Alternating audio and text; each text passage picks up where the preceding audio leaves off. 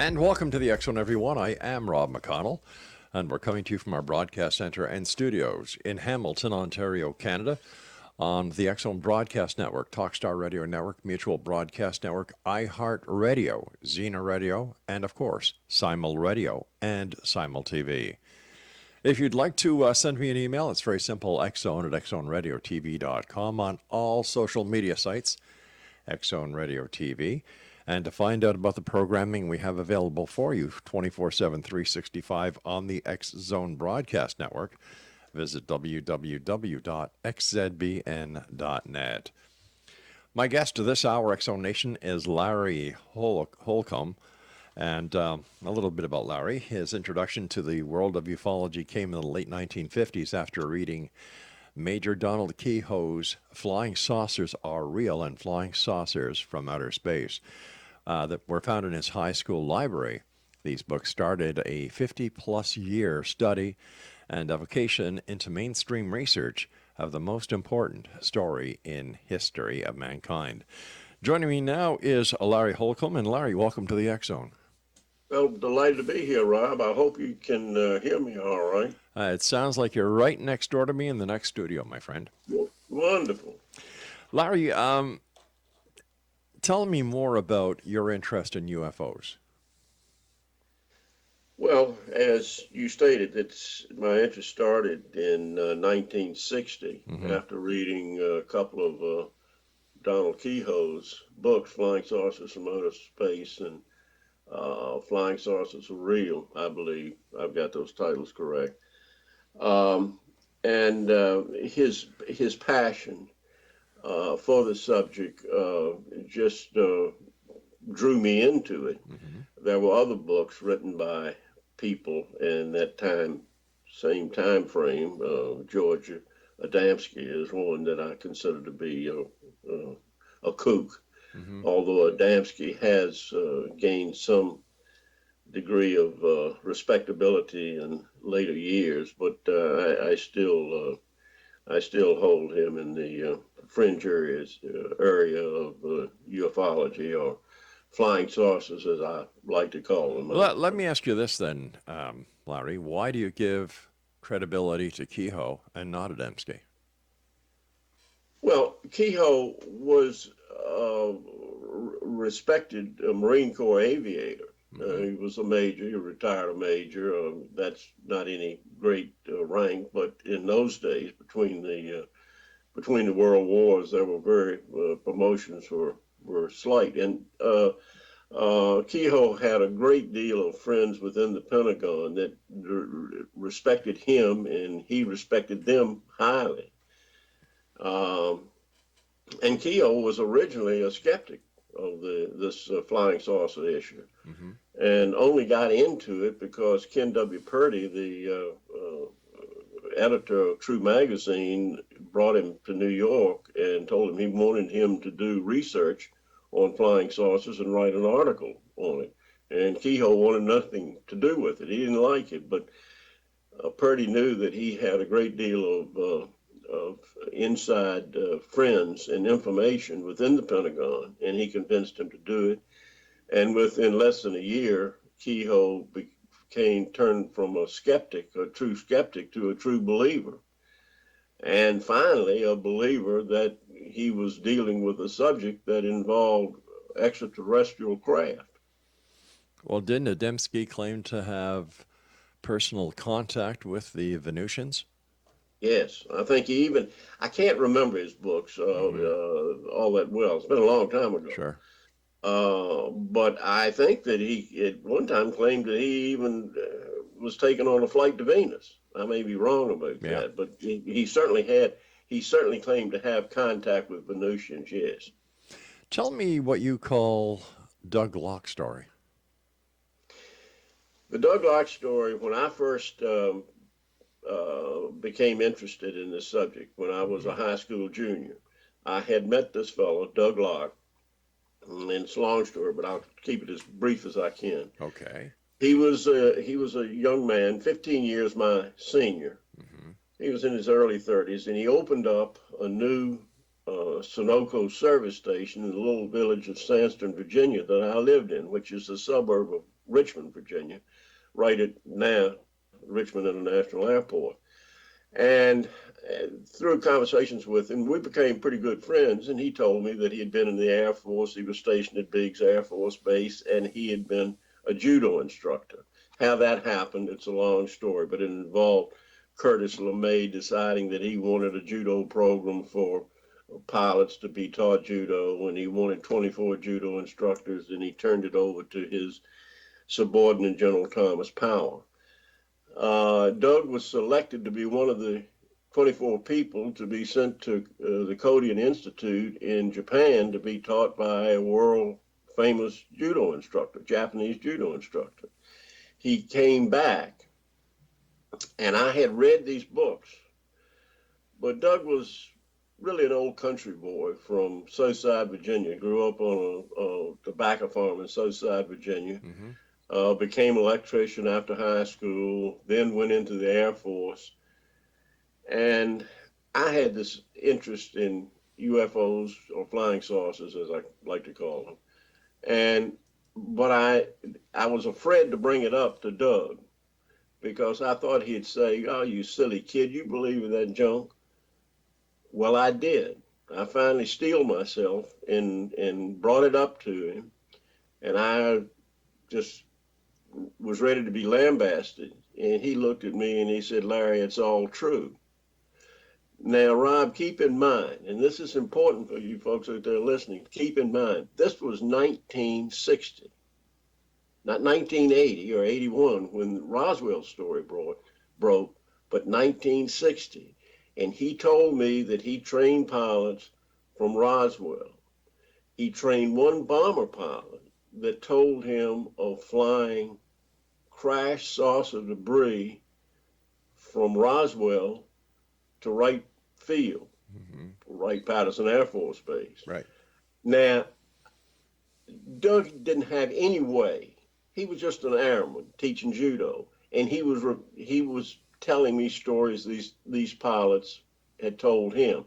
Obviously, the pilots were under some level of security or clearance back then. I don't know what it might have been back then, but of some level. But they felt close enough to their judo instructor to tell him these stories off the record.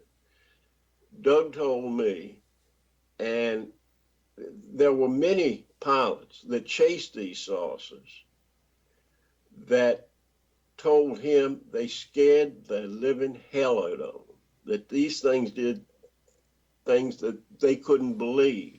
And this was all over New Mexico, which of course we were testing atomic bombs, we were firing B-2 rockets. So what you have is a man in 1960 that told me a story that absolutely overlaps the story that broke through Stanton Friedman and several others, Don Schmidt, in 1980, the books that were written in 1980. So the story broke then. I knew about it 20 years before then. I'd never heard of Roswell. Didn't know what Roswell was, didn't know where it was. I mean, I knew it was in New Mexico, but I'd never heard of it before. So I knew in 1960 a story that was the same story that broke, that this airman couldn't have known the story that was going to break in 1980. So there's only one fly in the ointment. Either it is absolutely true, and this is a major backup to the Roswell story, or I personally have made it up myself, and I assure you I didn't. Actually, there is one more possibility, and we'll talk about that when we come back from this commercial break. Exonation, my guest this hour is Larry Holcombe. His website is www.larryholcombe.com. And this is the X Zone, a place where people dare to believe and dare to be heard. It's a place where fact is fiction and fiction is reality. And we're coming to you in our 29th year from our broadcast center and studios in Hamilton, Ontario, Canada. My name is Rob McConnell. Don't go away.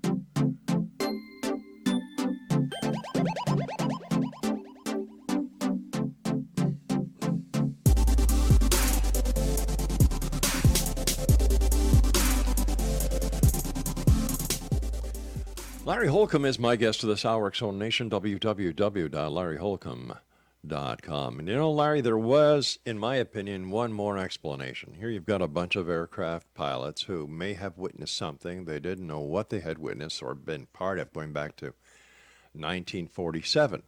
Pilots get together, pilots exchange stories. I'm not saying that the pilot did not tell you the story and you had your first insight into the Roswell incident going back to 1947 because Stanton Friedman and the other boys hadn't written their books yet. So I think that third possibility also plays a major part in the probable story that you gave us before. What's that? Well, that I just said it. You know, I'll repeat myself. You've got a pilot who may have been in Roswell, New Mexico, or he may have heard a story about something that may have happened in Roswell, New Mexico, and he relayed it to you. It doesn't mean that it really did happen. It doesn't mean that it didn't happen, but there is more than two possibilities as to the existence of the story. Well, you've got pilots from Roswell, a number of pilots from Roswell. I've often wondered if the bomber pilot that told him about flying crash debris to right field was Pappy Henderson. But he had fighter pilots that chased these things. And so, as he told me, as best I can recall, Rob, and you know, this is a long time ago. Sure. In fact, I had forgotten where I knew about Roswell. I went back and reread the Keyhoe's books to see if he talked about Roswell. Nobody talked about Roswell back then. It wasn't heard of. Nobody knew anything about Roswell until the story broke in 1980. But here this man is telling me that he had a number of pilots that told him not about one instance, but about a number of instances, and primarily pilots that flew out of Roswell. That was their home base. And other bases close by, including Biggs Air Force Base there in El Paso, Fort Bliss, that told him the same story, and they apparently were not related. So I think that it's I think it's a pretty solid piece of circumstantial evidence. But once again, it's circumstantial because there is no evidence to support any claim whatsoever that a UFO really did crash in Roswell. Something happened. We'll all agree to that. But whether or not it was, you know, these little three aliens and a crashed UFO on the Brazil farm, that has still yet to be, you know, well, confirmed. I certainly I agree with you. Yeah. But I've studied it long enough and spent enough time with it that I believe that the mountain of circumstantial evidence indicates to me that that's the story. There have been too many lies that have been told. The Air Force has told too many lies. The witnesses have told lies. The apparent witnesses have told lies. You know, not everything that goes wrong in the world is the government's fault. I think the people have to bear some of the burden themselves. Yes, but when you have close to 200 witnesses now, I think that says a great deal about the accuracy of this circumstantial evidence. And I don't buy into all of the stories, believe me, not anyway. Sure. But I think that there are some very, very legitimate people. And I know that there's also been some researchers in Roswell that have shaded the truth and done things that I'm not very happy with. Well, it just isn't the I'm not going to mention names. It certainly wasn't Stanton Friedman. I've known Stan for a long time, and he's the straightest arrow. Well, you know. yeah. Okay, but when it comes to the Roswell case, everybody gleams over the part that Jesse Marcel is the biggest case against Roswell. His credibility as a base intelligence officer went out the window, and anything that has to do with the Roswell case from the time Jesse Marcel picked up the stuff at Mark Brazel's house, and on the way back to the base, what does he do? Oh, he decides to go home and let his wife and son play with evidence. You know, I was a police officer for a number of years, and one thing I would never do is bring evidence home to let my kids play with it. Because as soon as you do that, the chain of evidence custody is shot. That case is dead. And yet, nobody talks about how Jesse Marcel screwed up. Well, that's an interesting point. But then, why did Colonel Blanchard, the base commander, let Walter Hart, the public information officer, issue a statement to the press Maybe and it was the media that they had a flying disc? Well, maybe the information came from the intelligence officer who screwed up. Listen, once again, Blanchard saw the evidence. He held it in his hand. but he didn't know what he was holding. But if he was holding something that was highly unusual, something he had never seen before. Well, that doesn't mean that just because Blanchard didn't know what it was, that it was from out of this world. But it's strange that he would say that it was. Hey. Oh, well, excuse me. He didn't say that it was. He said they'd recovered a flying disc. Right. Now, we also know for a fact that after World War II, a number of German scientists were brought over to the United States. And we also know for a fact that the Germans were working on aircraft that looked like flying saucers. Is it possible that in the testing area of New Mexico that this research was being continued?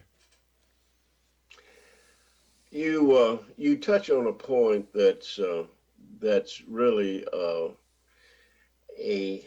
something that gets under my skin as far as how advanced the Germans were and what the Germans were doing. There's no question that they were experimenting with some highly advanced Technology, aircraft and material, but so were we. We developed the atomic bomb, but we didn't develop the rockets that took man to the moon.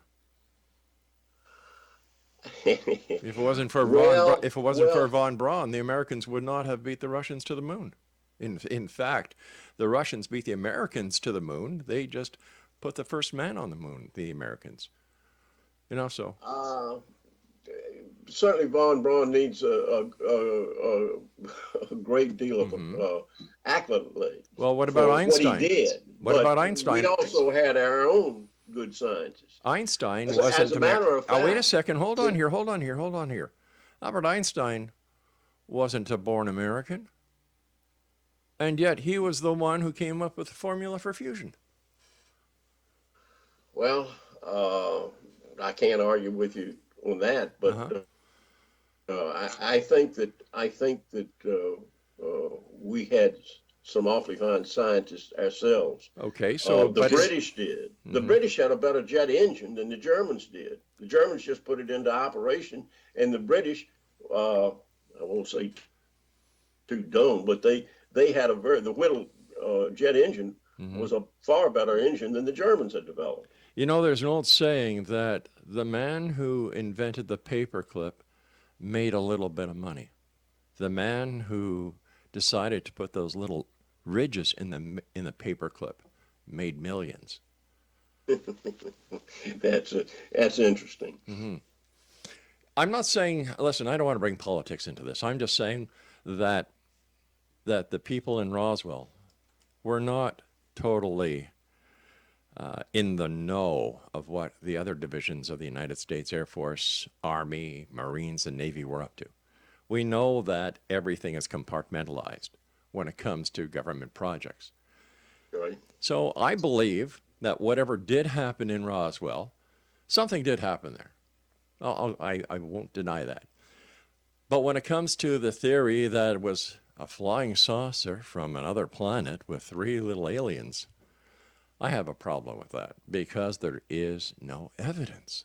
There's circumstantial evidence, But all that circumstantial evidence went out the window the second that Jesse Marcel deviated from driving from the Brazil farm to the base. Because as soon as he went to his house, took the evidence from his vehicle, of an official U.S. vehicle, into the house and let his son and wife touch it or even see it, that case is over. Jesse Marcel killed the Roswell case.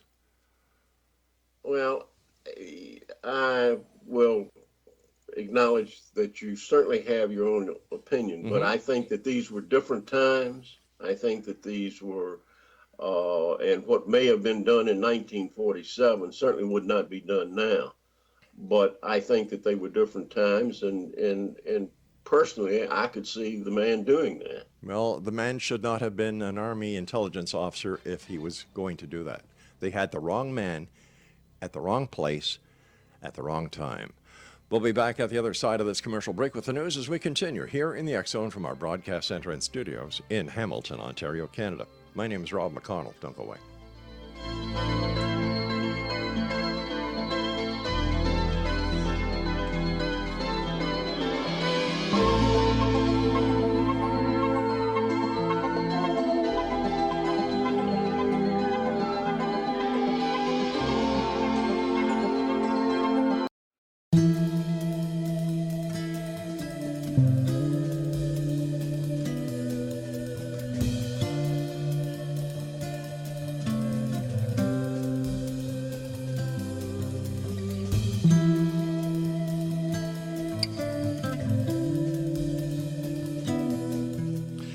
Larry Holcombe is our special guest this hour, Exonation, www.larryholcombe.com. Larry, we were talking about the Roswell case and how it was handled. And you said before we went to the commercial break, there were different times. Things were done differently. And yet the same laws that were in the 1930s when it came to how, or the 40s when the FBI went after Al Capone are still on the books today. The case was built on evidence because of the laws that were in place. So I will agree with you that that it was after World War II, things may have been, but once again, I cannot go along with anyone being in any profession, especially military, especially intelligence, especially law enforcement, who decides, well, it's just after World War II, this could be a crashed UFO, it could be a crashed enemy aircraft. I'm going to bring it home and show my wife and kids because I really think that this is substantial. I can't buy that. Well, it's, I say again, it was a different time, and I think that they looked at things differently. And when you had Blanchard that handled the stuff, Blanchard let Walter Hart put out a press release. And keep in mind, and I shouldn't say keep in mind, I'm sure you know this, the 509th group, bomb group, had the pick of the litter. Sure. This was the best of the best. Right. And so how could Marcel be the chief intelligence officer? He wasn't part of the he wasn't part of the 509th bomb squadron. What do you mean he wasn't part of 509? He was a base intelligence officer. The base intelligence officer, which equates to a high ranking in today's world, looking back at the old way. He would be what? Military police intelligence. Because the war was over, right? 1947, the war was over. Right. Could it, this is how I think it might have happened. Marcel gets the stuff, goes to his house, lets his wife and kid play with it for a while, has a cup of tea or a sandwich or whatever he did there, gets to the base and says, hey, guys, guess what I think? I think we've got a crashed flying saucer here. Whoa, hey, wait a minute, 509th Bomber Squadron, bunch of great guys, Nagasaki, Hiroshima, atom bomb, wow, let's add this to our collection and to our trophies. All right, issue a press release. It's a UFO that crashed. Blanchard issued the press I understand that, but it could have been based on the information coming from the base intelligence officer. But Blanchard held the material. He saw held the material himself. And let me go back. You say that Marcel was not part of the 509th Bomb Group. I challenge that. I can't. You brought up something I've never heard before, and I can't give you documentation right now, but I will find it, because I have a personal friend that was very close to Jesse Marcel Jr., Walter Hart, and Glenn Dennis. Yeah. For 20 years. All right. All right. Okay. Maybe I'm wrong about his position, but big deal. That has nothing to do with anything when it comes to the alleged retrieval of a crashed UFO. Everybody skips over the details when it comes to this case because everybody wants to believe. That's why there's no physical evidence, because everybody is so willing to take what is circumstantial evidence, and they're saying, well, you know what? Based on the circumstantial evidence we have, this case could be, won in a court of law, which is a bunch of bunk because it couldn't. But that's another story for another show. They don't look for the physical evidence because the physical evidence has never turned up since 1947. Not in. Oh, you're right. It hasn't turned up. There has not. But it exists. How do I you believe it sincerely. You believe based on circumstantial evidence and alleged witness accounts. But you yourself, sir, have never seen it. Neither has anyone else who has ever written a book or goes out on a speaking tour or appears on any of these reality TV shows. Where it comes to Roswell, it's all speculation. Well, there are a lot of people in prison that have been convicted on circumstantial evidence. But we're not talking about a crime here, sir. We're talking about an alleged UFO crash. We're saying, you know what? The government of America has lied to us. That's what you're saying. Wait, anybody? Do you believe that? No, I don't believe that the government is suppressing any information on Roswell unless it's for a matter of national security, which, in my opinion, goes towards some experimental aircraft or something experimental that they were working on. I don't believe in the UFO hypothesis. I really don't, because there is no evidence. Well, you've got a lot of people on your side, that's for sure. And let me say this, Ron. Sure. I'm a skeptic. You might not believe it, but I'm a skeptic of a great many of the stories that are told by many, many people. I have a hard time accepting individual sightings, for instance, of UFOs without any backup, without any radar backup, without any several forms of backup. Right. But there are some sightings that I think that are completely unexplainable. And those are the ones that that draw my attention and I feel comfortable with. You know what? I agree with you. There are maybe that 1% of truly UFOs or unidentified flying objects. Just because they're unidentified doesn't mean that they are from another planet, another dimension, another galaxy, another part of space. It means that the person seeing it cannot identify it. And you mentioned something very interesting a few seconds ago about radar tracks. Were there any radar tracks of a crash or a UFO entering the restricted airspace at Roswell, the day of the Roswell crash? The radar was really in its infancy as far as what they were trying to do. There were three very powerful radar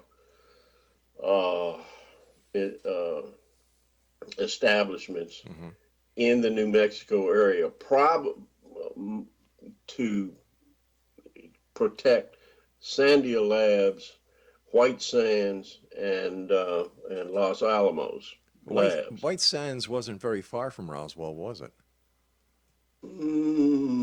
Probably a couple of 100 miles. Okay, but what about the civilian radar tracking systems throughout the rest of the state's air traffic control zones?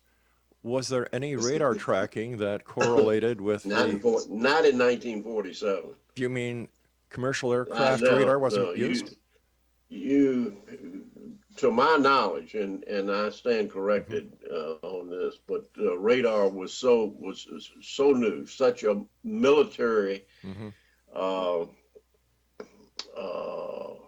instrument, right? That there was no civilian radar tracking of airliners per se at that time. Let me ask you this, Larry. Here you've got the Roswell Air Force Base with the 509th Squadron, the nuclear squadron.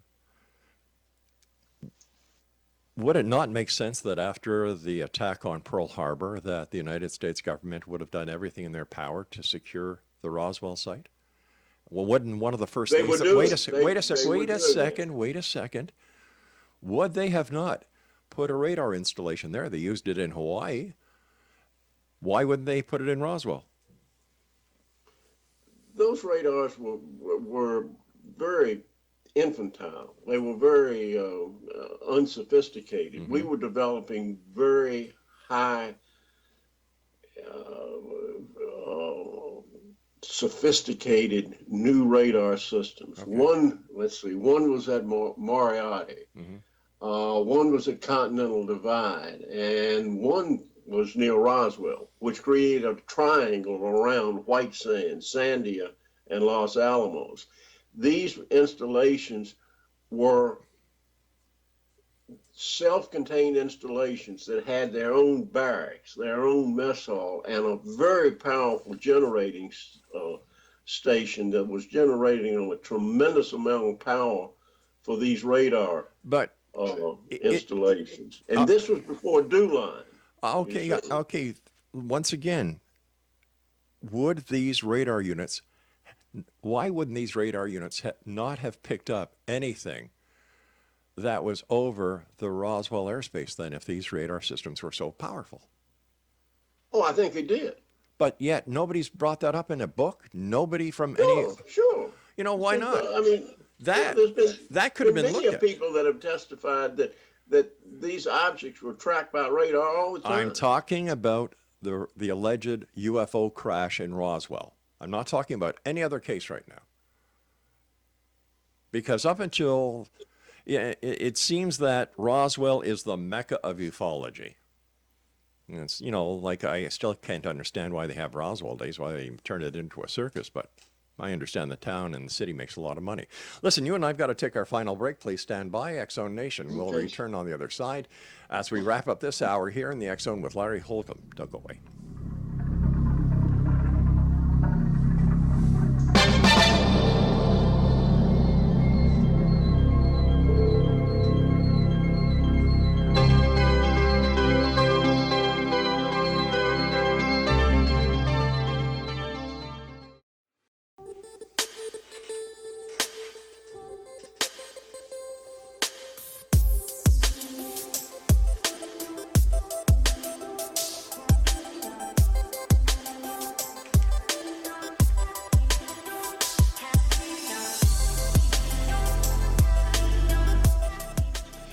And welcome back. Larry Holcombe is our guest of this hour, www.larryholcombe.com. All right, let's get away from Roswell because, I'm sure you're tired about talking about it. I know I am. That's fine with me. All right. Do you yourself believe in ET visitation? And if so, why? Yeah, I think there's enough evidence to indicate that there probably is extraterrestrial visitation here, and probably has been for some years, maybe even going back to biblical times. But I don't get into that.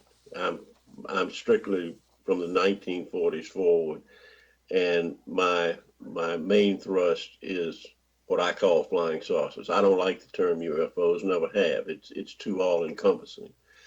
And so I guess you would say that my research is in nuts and bolts flying saucers.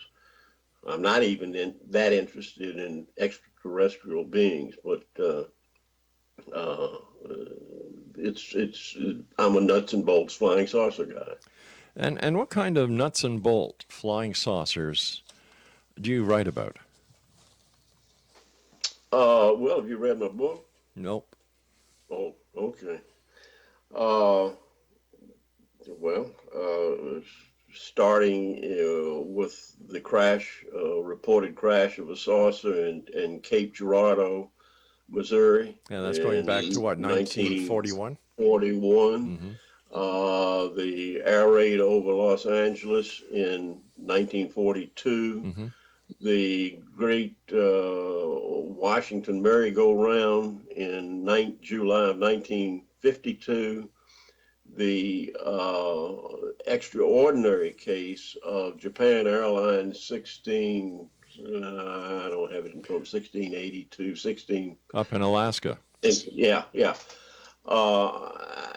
These cases that can't be explained. The missiles that were attacked by some sort of object in Malmstrom Air Force Base. Yeah. That has been discussed at length by a friend of mine, Bob Salas, Yeah. who was launch control officer there. You don't become a launch control officer of a nuclear missile installation if you're a fool. But let me ask you this: as a member of the United States Air Force, aren't these people sworn to secrecy about events that happen? Yes, they are. Then why did he break his oath of secrecy? Because he read about it in a book, and I think it was Timothy Good's book. The name escapes me right offhand, but his first book, he read about the Malmstrom event there. He had, I believe, an attorney contact the Air Force. Right. Not mentioning UFOs, but saying that they had an event at Malmstrom that he had been sworn to secrecy. Was it still a classified matter? He got a letter back, or the attorney or whoever it was, got a letter back from the Air Force, from the government, saying, yes, it is still classified, but we will now declassify it because of all of the years that have passed, which the letter from the Air Force relieved Salas of his obligation, and he could talk about it. Does that seem strange to you? No. Wait, yeah, something, let me see if I understand these right. Something strange, weird, bizarre shuts down a nuclear missile base, and the government says, oh, it's all right to talk about it. We can release the information because it happened so long ago. That makes sense to you? Well, that's what happened. And things are declassified all the time. Again, he never mentioned flying saucers. He just mentioned that the missiles were shut down at Malmstrom, and he got official confirmation from the government. He had signed a non-disclosure agreement. Right. Bob told me for years, until he read about this and got this letter, he never even told his wife about it. He never mentioned it.